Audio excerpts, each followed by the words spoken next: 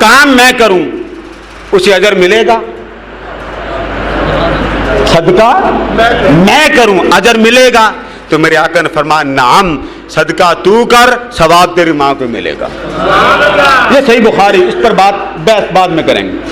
دوسری حدیث ہے جس کو حضرت ابو ہریرہ روایت کرتے ہیں، اس میں آدمی آیا، اس نے کہا ان ابی ماتا، میرے والد صاحب کی وفات ہو گئی۔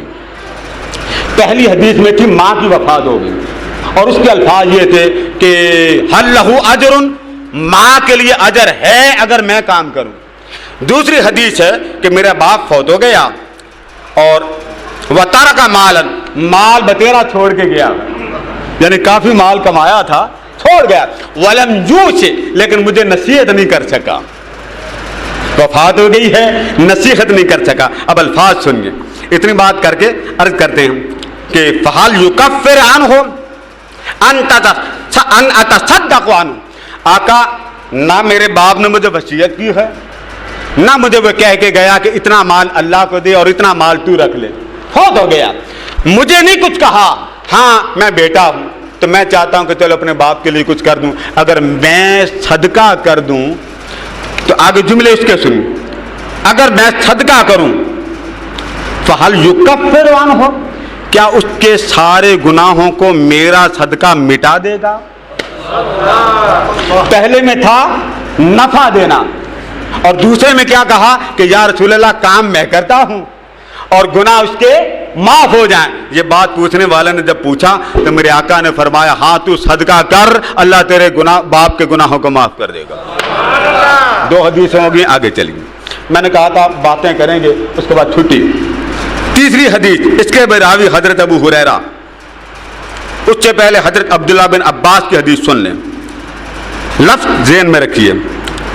بندہ آیا، اس نے کہا ان امی توفیت افینفعها ان تصدقت عنہا، اس نے کہا حضور میری ماں وفات پا گئی ہے، کہا اس نے مجھے کچھ نہیں، اگر میں اس کی طرف سے صدقہ کروں،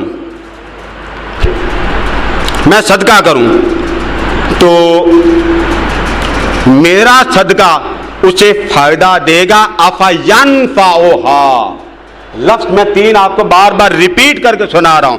پہلی حدیث میں کہنے والے نے کہا کام میں کرتا ہوں، فہل لہا اجر، کام میں کروں اجرت میرے باپ کو ملے گی، ایک۔ دوسری حدیث میں ہے بندے کی والد وفات پا گئے، مال تھا، وصیت نہیں کی، فہل یکفر عنہ، کیا میں کام کروں اس کے گناہوں کا کفارہ ہوگا، دو۔